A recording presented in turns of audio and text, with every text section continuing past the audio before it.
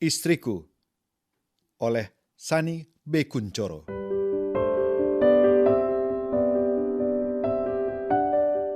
Berapa lama waktu yang diperlukan untuk mengenali seseorang? Ku kenal istriku pertama kali pada suatu ketika di masa awal perkuliahan semester pertama. Rupanya dia tersesat di fakultas lain dan kepanikan justru makin membuatnya kehilangan arah untuk menemukan letak ruang kelas mata kuliah pertamanya.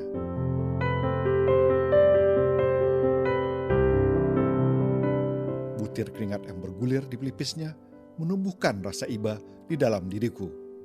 Rasa yang sesungguhnya tidak sering kualami. Rasa itu membuatku tidak hanya sekedar menunjukkan arah ruang kelasnya, melainkan sekaligus mengantarnya ke sana. Matanya berbinar menemukan kebaikan hatiku. Pendar cahaya yang seketika mengingatkanku pada kilau dispersi cahaya gelembung sabun. Masuk dan tenanglah, dosen baru saja datang. Jadi kau belum terlambat, kataku. Dia menarik nafas panjang, menenangkan diri sesaat. Menatapku dengan rasa terima kasih dan melangkah tenang memasuki kelas. Lalu aku terpukau. Ketenangan langkahnya ketika itu alangkah serupa dengan keanggunan angsa putih yang mengapung pada sebuah danau. Sementara beberapa detik sebelumnya, perempuan yang sama mengalirkan peluh kepanikan, nyaris membuatnya gagap, serupa itik yang ketinggalan barisan kelompoknya. Rupanya kulihat sebuah proses metamorfosa yang tak sempurna. Seekor ulat yang menjelma menjadi kupu-kupu tanpa fase kepompong. Begitu cepat, sangat tak terduga. Pada kemudian hari yang lain, ku tahu kebaikan istriku di sebuah mikrolet.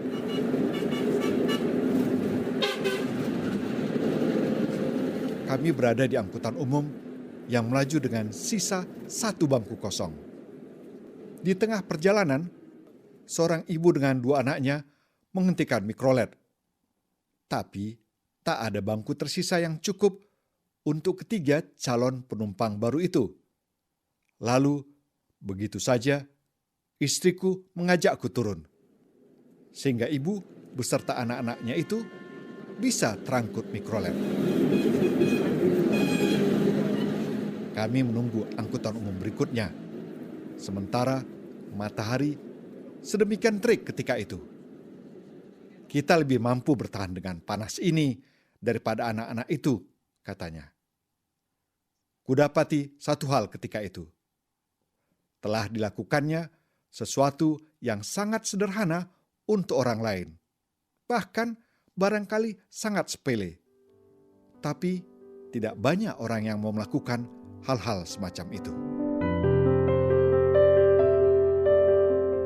Selanjutnya, kutemukan sebuah kesungguhan. Tepatnya kekuatan tekad untuk menggapai cita-cita. Istriku memiliki kekuatan tekad yang sedemikian rupa membekali dirinya, sehingga mampu belajar dengan sungguh nyaris setiap saat. Hampir setiap hari, ia berada di perpustakaan, duduk pada meja tersudut untuk menekuni semua materi kuliah dan melahap banyak referensi pendukung. Itu semua dilakukannya dengan tekad menyelesaikan kuliah secepat mungkin demi efisiensi biaya karena keterbatasan kemampuan finansial orang tuanya. Dia berhasil mencapai target itu. Hanya diperlukan 7 semester untuk meraih gelar sarjana. Sementara kuperlukan 10 semester untuk hal yang sama.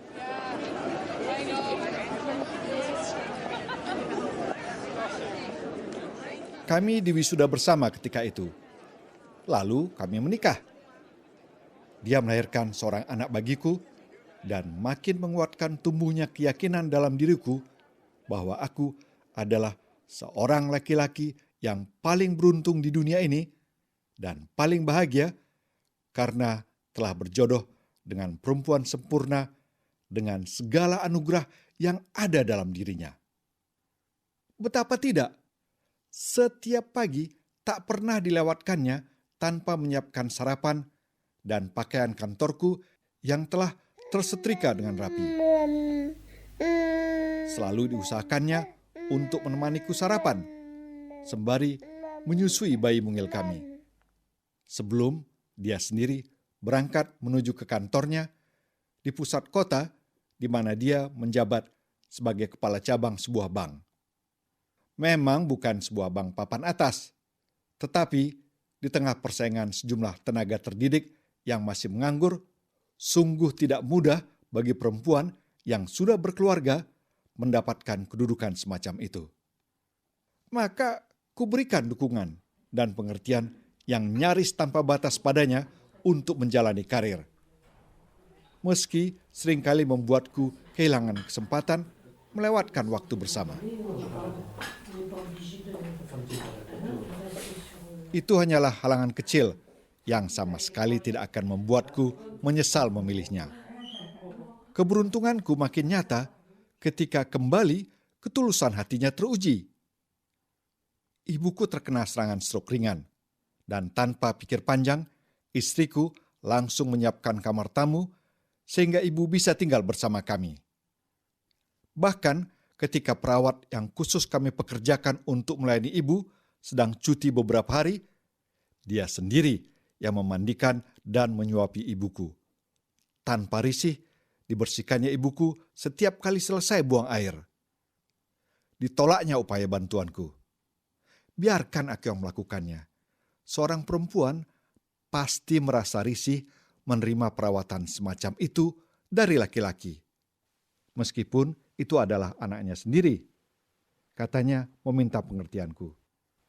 Siapa yang mampu menampik permintaan setulus itu? Aku terharu, terlebih ibuku. Kulihat matanya mengerjap, menahan air mata keharuan yang nyaris jatuh. Demikianlah, istriku berada dalam lembar-lembar kehidupanku. Kucatat setiap detail dirinya dengan baik, serupa buku yang senantiasa menakjubkan untuk dibaca ulang. Terpahat sedemikian rupa bayang istriku di dalam benakku, tanpa ada bagian yang terlewat. Sekian semester menempuh ilmu bersama di kampus, lalu sekian tahun menjadi suaminya tanpa pernah beranjak tidur tanpa dirinya dalam pelukanku, kuyakini dengan sungguh telah kupahami istriku lebih dari siapapun. Tidak hanya karena kuhafal setiap inci lekuk tubuhnya, melainkan karena ku kenali seluruh gejolak perasaannya. Tidak hanya ketulusan hati yang dikenali banyak orang, melainkan padakulah dilabuhkannya segala keluhan, kerapuhan, dan kadang-kadang kemanjaannya. Namun, benarkah itu? Ternyata aku harus meninjau ulang keyakinan itu.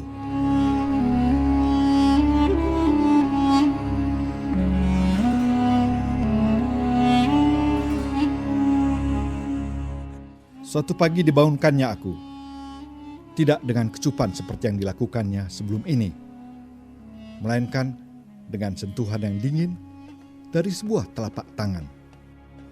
Aku melenguh malas. Pagi masih begitu muda, terlalu dini bagiku untuk mengakhiri tidur. Aku akan meninggalkanmu, katanya kemudian. Dingin suara itu, serupa dingin jemari yang barusan membangunkanku. Mau kemana? Tanyaku terkejut. Tidak biasanya dia pergi mendadak seperti ini.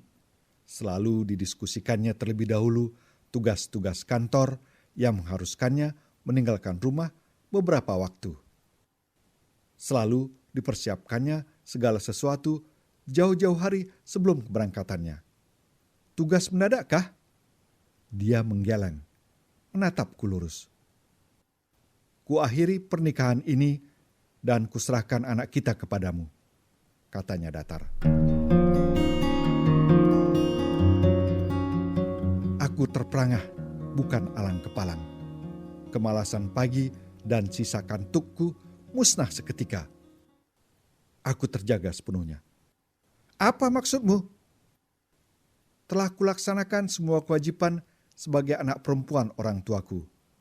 Menjadi sarjana, perempuan karir, menikah dengan suami sebaik dirimu, dan melahirkan anak sebagai generasi penerus. Anak kita sehat, dan masa menyusuinya padaku telah selesai. Lagi dia berkata, aku masih tak mengerti. Kini saatnya bagiku untuk mencari hidupku sendiri. Menjalani hidup seperti yang kuinginkan, bukan lagi seperti yang orang lain inginkan. Aku tetap tak mengerti. Aku yang sesungguhnya bukanlah aku yang ada di sampingmu selama ini.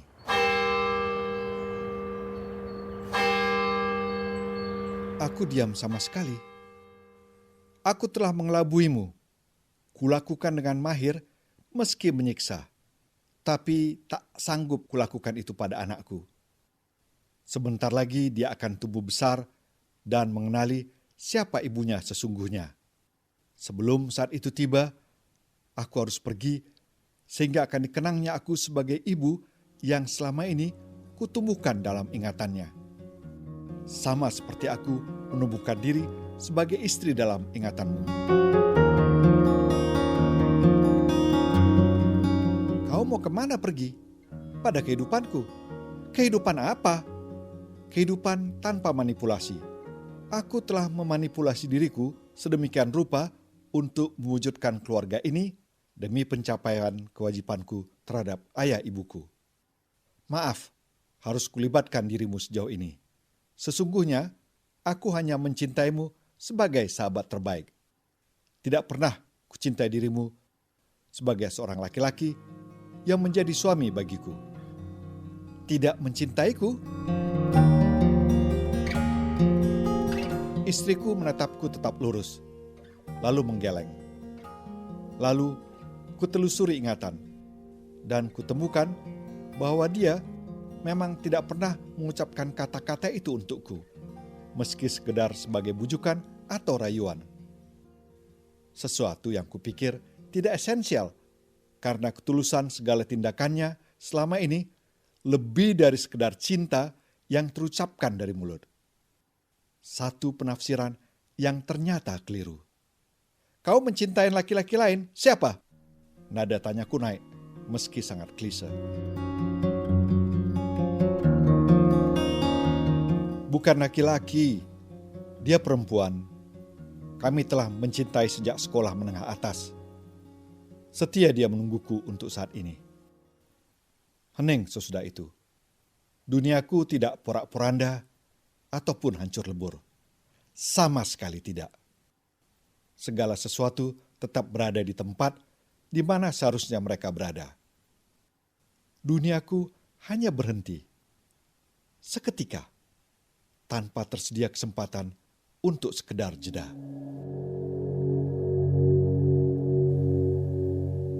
Berapa lama waktu yang diperlukan untuk mengenali seseorang? Segala teori jadi ternihilkan. Bahkan yang terasa sudah dibuktikan. Pagi itu kutemukan kenyataan bahwa aku tidak mengenali seorang perempuan yang sekian ribu hari menjadi istriku dan terbangun setiap pagi dalam dekapanku.